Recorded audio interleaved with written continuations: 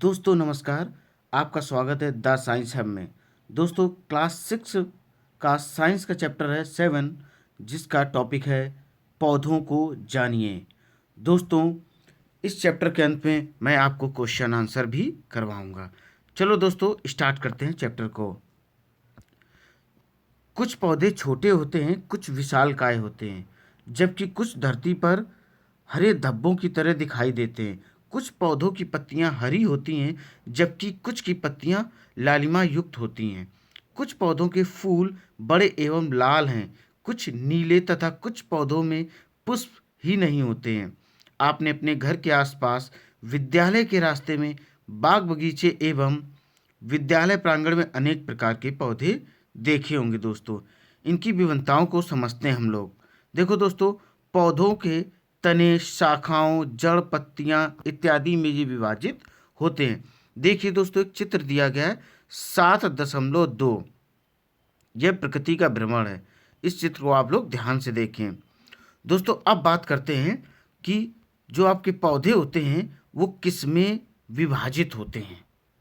वो दोस्तों विभाजित होते हैं आपके शाख, झाड़ी एवं वृक्ष में। किस में विभाजित होते हैं? शाख, झाड़ी एवं वृक्ष में। दोस्तों हम आपको आगे बताते हैं कि शाख में कौन से पौधे आते हैं, झाड़ी में कौन कौन से पौधे आएंगे, वृक्ष में कौन कौन से पौधे आएंगे। दोस्तों अब देखते हैं क्रियाकलाप फर्स्ट। उन पौधों के तने एवं शाखाओं को ध्यानपूर्वक देखिए जो आपसे कम लंबे हैं, जिनकी लंबाई लगभग आपके बराबर है, तथा जो आपसे बहुत अधिक लंबे हैं। तने को स्पर्श कीजिए तथा यह जानने के लिए कि तना कोमल है अथवा कठोर है, इसे धीरे से एक ओर मोड़ने का प्रयास कीजिए। ध्यान रखें कि वह टूटे नहीं। लंबे पौधों के तने की मोटाई मापने का भी प्रयास हम कर सकते हैं। देखिए एक टेबल दी गई दोस्तों, पौधों के संवर्ग। देखिए टमाटर का जो आपका तना होता है कैसा होता है? छोटा होता है कि नहीं दोस्तों? और रंग किस तरीके से होता है वो भी आपको आगे दिखाया गया है कि हरा, कोमल, मोटा, कठोर। इस टेबल को आप देख सकते हैं दोस्तों। दोस्तों हमें यह भी जानना चाहिए कि शाखाएं भूमि के पास तने के आधार से अथवा कुछ ऊंचाई की बाद निकलती हैं। दोस्तों अब हम आपको बताएंगे कि देखिए शाख, झाड़ी एवं वृक्ष, इसके बारे में हम आपको दिखाते हैं। देखिए दोस्तों चित्र 7.3। ए नंबर जो चित्र दिया गया है दोस्तों वह है शाख। शाख के अंतर्गत किसको बोल सकते हैं? जैसे मूली का पौधा भी आ जाएगा, शाख का भी आ जाएगा, यानी कि चने का पौधा भी आ जाएगा। और दोस्तों झाड़ी की बात करें तो झाड़ी में आप नींबू का पौधा सबसे अच्छा एग्जाम्पल आप देख सकते हैं। वृक्ष आप सभी लोगों ने देखे होंगे, चाहे आम का हो चाहे अमरूद का हो, किसी का वृक्ष हो उसका तना मजबूत ही होता है दोस्तों। अब दोस्तों देखते हैं कुछ पौधों में शाखाएं तने के आधार के समीप से निकलती हैं। तना कठोर होता है परंतु अधिक मोटा नहीं होता है, इन्हें हम झाड़ी कहते हैं। कुछ पौधे बहुत ऊंचे होते तथा इनके तने सुदृढ़ एवं गहरे होते हैं। इनमें शाखाएं भूमि से अधिक ऊंचाई पर तने के ऊपरी भाग से निकलती, इन्हें हम वृक्ष कहते हैं दोस्तों। अब आपको हम बताते हैं, कमजोर तने वाले पौधे सीधे खड़े नहीं हो सकते हैं। हम सभी लोग जानते हैं कि जो कमजोर तने वाले पौधे हैं वह सीधे खड़े नहीं हो सकते और ये भूमि पर फैल जाते, इन्हें विसर्पी लता कहते हैं। जबकि कुछ पौधे सहायता लेकर ऊपर चढ़ जाते, ऐसे पौधे आरोही कहलाते हैं। ये शाख, झाड़ी और पेड़ों से भिन्न होते हैं। दोस्तों अब बात करते हैं तना की। देखते हैं दोस्तों तना क्या होता है।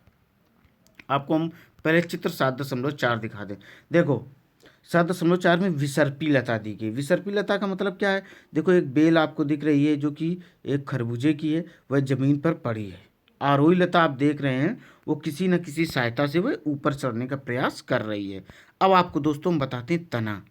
अपने आसपास के पेड़ पौधों को देखें तथा उनके तने पर पाई जाने वाली विभिन्न संरचनाओं एवं भागों को देखें। दोस्तों जब हम तना देखते हैं तो वह काफ़ी मजबूत होता है, ठीक है, और तने में पत्तियां, शाखाएं, कली, फल व फूल होते हैं। अब दोस्तों आते हैं क्रियाकलाप 2 में। क्रियाकलाप 2 में हम करते क्या हैं? एक हमने शाख लिया, ठीक है, उसके तने को काटा और एक ग्लास में रख दिया, उसमें हमने लाल रंग मिला दिया। जब लाल रंग या स्याही हम मिला देंगे तो धीरे धीरे देखते हैं कुछ घंटों बाद या कुछ दिनों बाद वो तना धीरे धीरे लाल होने लगता है। तो इससे हमें पता चलता है जो पानी खींचने का जो कार्य करता है तना, वो तना करता है। लेकिन अगर पूछा जाए कि भूमि से कौन पानी खींचने का कार्य करता है, तो वह जड़ कार्य करती है। ठीक है दोस्तों, अब हम आपको दिखाते हैं 7.6 आपको बता ही दिया है। अब बताते हैं क्या इस साग के कुछ भाग लाल नजर आते हैं। आपने देखा कि तने में रंग ऊपर चढ़ गया। अगर इसे लंबे समय तक रखा जाए तो रंग पत्तियां और श्राव में भी आ जाता है दोस्तों, यानी कि यह रंग धीरे धीरे सबको लाल कर देता है। अब दोस्तों आपको हम बताते हैं चित्र नहीं चित्र 7.7 दिखाते हैं। ए तने में जल ऊपर चढ़ता है, तने के माध्यम से हमने आपको बताया है ऊपर वाली क्रियाकलाप में। और बी में तने के खुले सिरे का विवर्धित दृश्य दिया गया है। इस क्रियाकलाप में हमने देखा कि जल तने में ऊपर की ओर चढ़ता है, अर्थात तना जल का संवहन करता है। लाल स्याही की भांति जल में विलीन खनिज जल के साथ तने में ऊपर पहुंच जाते हैं। अब दोस्तों बात करते हैं हम लोग पत्ती की। हम सभी लोग जानते हैं पत्ती का मुख्य कार्य होता है पेड़ पौधों को भोजन प्रदान करना। ठीक है दोस्तों, यह तने से किस प्रकार से जुड़ी, पत्ती का वह भाग जिसके द्वारा वह तने से जुड़ी होती है उसे पर्णवृंत कहते हैं। फिर दोस्तों सुन लो, पत्ती का वह भाग जिसके द्वारा वह तने से जुड़ी होती है उसे हम पर्णवृंत कहते हैं। पत्ती के चपटे हरे भाग को हम लोग फलक कहते हैं। देखो दोस्तों हम देखते हैं 7.8, देखिए पटल दिया गया है, पर्णवृंत दिया गया और तने से पत्ती भी जुड़ी आपको दिखाई गई है दोस्तों। अब दिखाते हैं आपको पत्ती के विषय में अधिक जानकारी प्राप्त करने के लिए आइए इसकी छाप लें, यानी कि इसके बारे में और पढ़ते हैं। देखिए दोस्तों क्रियाकलाप 3 को, एक पत्ती को एक सफ़ेद कागज अथवा अपनी कॉपी के पन्ने के नीचे रख लें जैसा कि चित्र में दिया गया है। ठीक है, तरीके से एक स्थान पर दबाकर पकड़ कर रखें। अपनी पेंसिल को तिरछा पकड़िए तथा इसकी नोक से कागज के उस भाग को जिसके नीचे पत्ती है धीरे धीरे रगड़िए। क्या आपको कुछ रेखाओं के साथ छाप दिखाई देती है? क्या यह छाप पत्ती की तरह है? बिल्कुल। पत्ती की इन रेखित संरचनाओं को शिरा कहते हैं। पत्ती की जो रेखित संरचनाएं होती हैं दोस्तों उनको हम शिराएं कहते हैं या शिरा कहते हैं। क्या आपको पत्ती के मध्य में एक मोटी सिरा दिखाई देती है? इसे मध्य सिरा कहते हैं। पत्तियों पर शिराओं द्वारा बनाए गए डिजाइन को शिरा विन्यास कहते हैं। यदि यह डिजाइन मध्य सिरा के दोनों ओर जाल जैसा हो तो यह सिरा विन्यास क्या कहलाता है? जालिका रूपी कहलाता है। क्या कहलाता है दोस्तों? यह जालिका रूपी कहलाता है। वो आपको हम चित्र 7.10 में दिखाते हैं दोस्तों। उसके पहले हम बताते हैं घास की पत्तियों में यह सिराएं एक दूसरे के समांतर होती, ऐसी सिरा विन्यास को समांतर सिरा विन्यास कहते हैं। अब दोस्तों आपको हम चित्र दिखाते हैं 7.10। देखिए दोस्तों पत्तियों में सिरा विन्यास जालिका रूपी, एक पीपल का पत्ता दिया गया है दोस्तों। इसमें आप देख सकते हैं कि इसका जो सिरा विन्यास है वह जालिका रूपी है। और बी में जो दिखाया गया है उसमें समांतर रूपी या समांतर सिरा विन्यास दिया गया है। इस क्रियाकलाप को 1-2 दिन का समय देना चाहिए। जब धूप खिली हो इस क्रियाकलाप को आपको स्वस्थ भली भांति सिंचित और धूप में रखें। पौधे को लेना चाहिए। किसी पौधे की पत्ती वाली शाखा को चित्रानुसार पॉलीथीन की थैली में आप ढक सकते हैं। दोस्तों अब हम बात करते हैं, आपको बताते हैं किस तरीके से। देखिए चित्र 7.11, एक हमने पत्ती वाला तना लिया या पौधा लिया, उसको हमने पॉलीथीन में ढक दिया। अब वो भी पॉलीथीन कैसी होनी चाहिए? पारदर्शी होनी चाहिए। ठीक, अब हमें दोस्तों यह देखना है कि इस पत्तियों में क्या क्रियाकलाप होता है। कुछ समय बाद इस जो पॉलीथीन है इसके अंदर वाले भाग में धीरे धीरे पानी की बूंदें एकत्रित होंगी, यानी कि पत्तियां जो हैं वो वाष्पीकरण का भी कार्य दोस्तों करती हैं। जल की यह बूंदें पत्ती से जल वाष्प के रूप में निकली हैं। इस क्रिया को वाष्पोत्सर्जन कहते हैं, वाष्पो उत्सर्जन कहते हैं। इस प्रक्रम के द्वारा पौधे बड़ी मात्रा में जल को वायुमंडल में छोड़ते हैं। ठीक है दोस्तों, अब देखते हैं क्रियाकलाप 5। तो क्रियाकलाप 5 जो आपको करना है वो दोस्तों हम आपको बताते हैं पूरा। चलिए इसके लिए आवश्यक सामग्री: पत्ती चाहिए, स्पिरिट, बीकर, परख नली, बर्नर, जल, प्लेट एवं आयोडीन विलयन की आवश्यकता होगी। परख नली में एक पत्ती रखिए तथा उसमें पर्याप्त मात्रा में स्पिरिट डालें, जिससे पत्ती पूर्णतः डूबी रहे। आप इस परख नली को जल से आधे भरे बीकर में रखिए। बीकर को उस समय तक गर्म करते रहें जब तक पत्ती से हरा रंग गायब ना हो जाए या ख़त्म ना हो जाए। फिर पत्ती को हम परख नली से बाहर निकालते हैं। इसे प्लेट में रखकर आयोडीन विलयन की कुछ बूंदें डालते हैं। जब हम दोस्तों आयोडीन की बूंदें डालेंगे तो इसमें होता क्या है वो आपको हम बताते हैं दोस्तों, वो आपको हम बता रहे हैं। दोस्तों देखिए, कच्चे आलू में भी मंड उपस्थित है, तो इस पत्ती में अगर जब हम वो डालेंगे तो अगर यह पत्ती चित्रानुसार देखिए 7.12 में पत्ती में क्या हुआ, बैगनी रंग की पत्ती हो गई। आयोडीन विलयन में मैंने डाला तो यानी कि इन पत्तियों में मंड की उपस्थिति है, और मंड की उपस्थिति यह चीज़ दर्शाती है। देखिए दोस्तों और बताते हैं, हरे रंग के एक पदार्थ की उपस्थिति में यानी कि जो पत्ती हैं वह अपना भोजन कैसे बनाती हैं। देखिए पत्तियों में एक हरा रंग होता है जिसको हम बोलते हैं क्लोरोफिल। क्या बोलते हैं दोस्तों? क्लोरोफिल।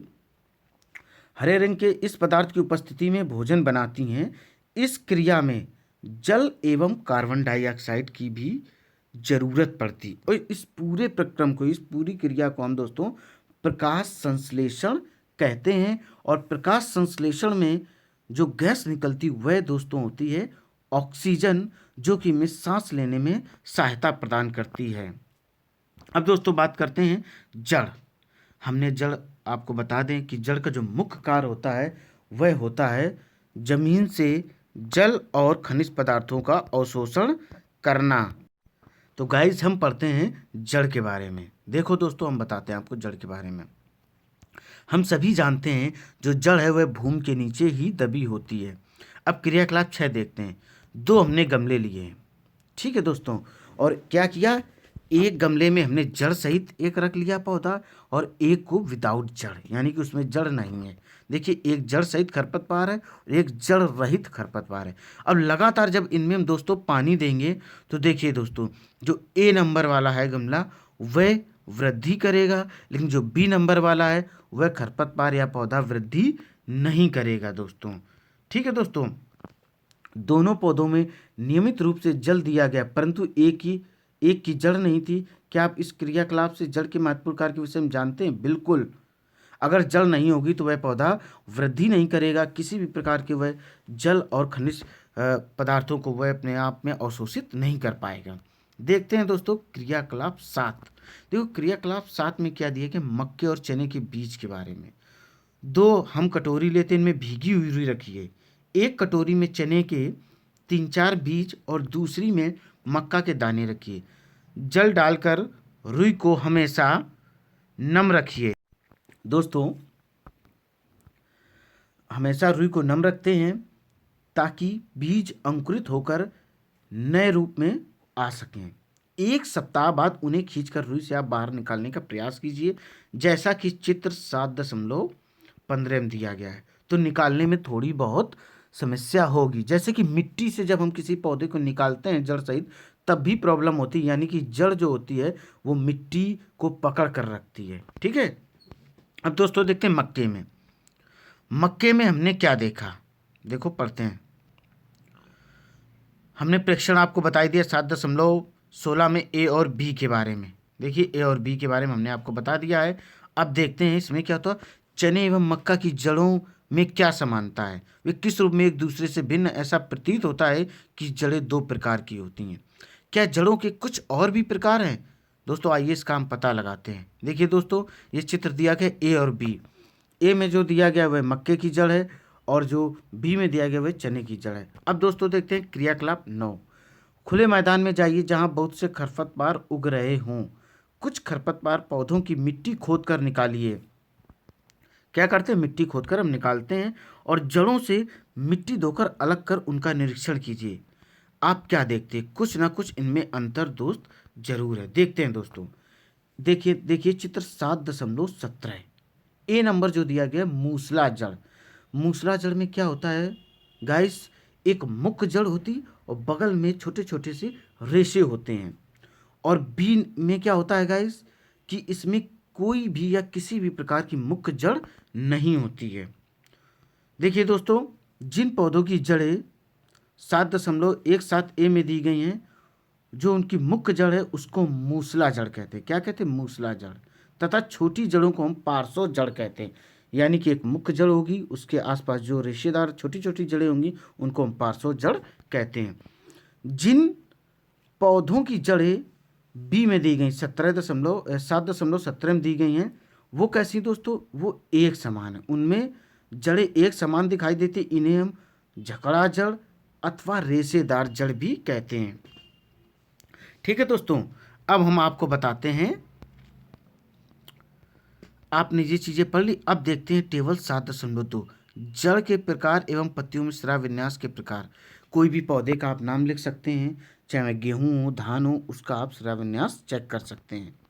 हमने देखा कि जड़ें मिट्टी से जल का अवशोषण करती हैं तथा तना जल एवं खनिज को पत्ती एवं पौधे के अन्य भागों तक पहुंचाता है।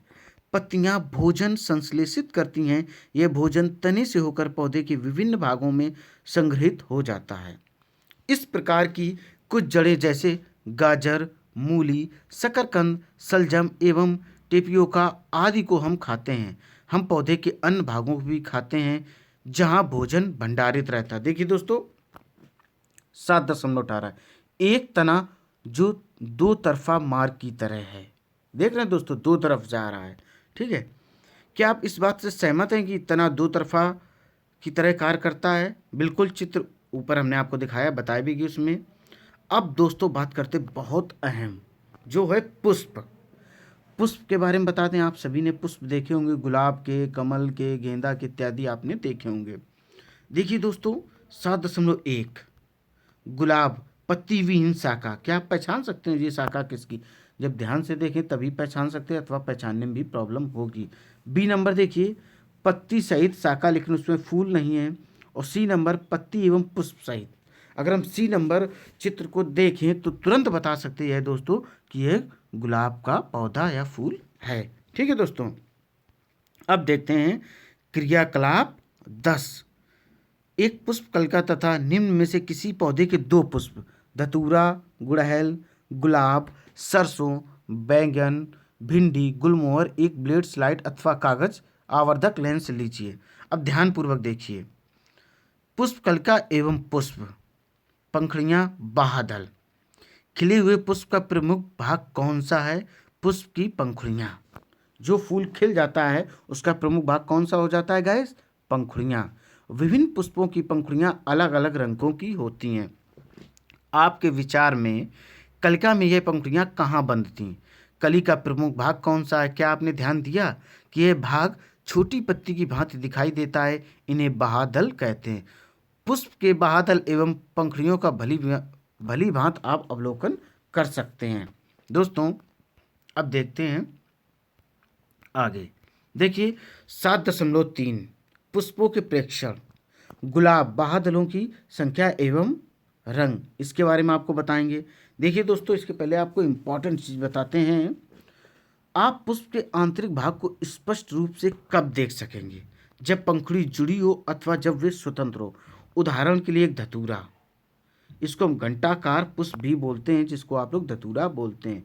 घंटाकार पुष्प की पंखुड़ियों की लंबाई में काटकर आप पुष्प के आंतरिक भागों को स्पष्ट रूप से देख सकते हैं। दोस्तों, स्पष्ट रूप से हम आपको दिखाते हैं। पुष्प के आंतरिक भागों को स्पष्ट रूप से देखने के लिए बाह्यदल एवं पंखुड़ियों को हटा दीजिए, जैसा कि चित्र 7.2 में दिया गया। देखिए 7.22 में पुष्प के भाग, पुंकेसर, परागकोश, स्त्रीकेसर इत्यादि दोस्तों दिए गए हैं। अब देखो बताते हैं दोस्तों, क्या आप पुंकेसर के दोनों भागों को पहचान सकते हैं? अपने पुष्प में पुंकेसर की संख्या पता लगाइए।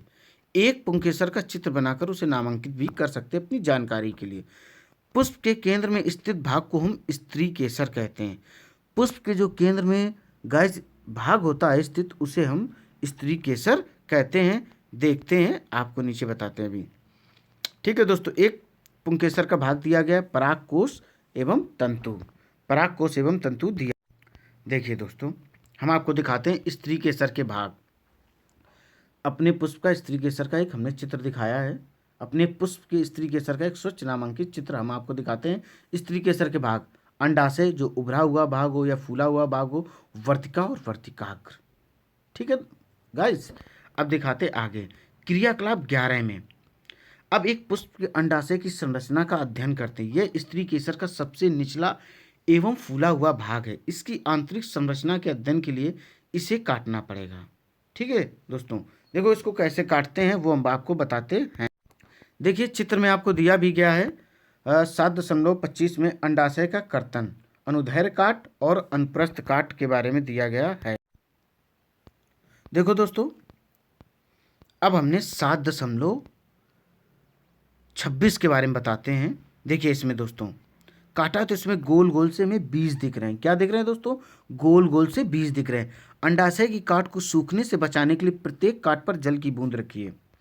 आवर्धक लेंस की सहायता से अंडाशय की आंतरिक रचना को आप देख सकते हो, अध्ययन कर सकते हैं। क्या आपको अंडाशय में छोटी छोटी गोल संरचनाएं दिखाई देती हैं? इन्हें दोस्त हम बीजांड या बीज कहते हैं।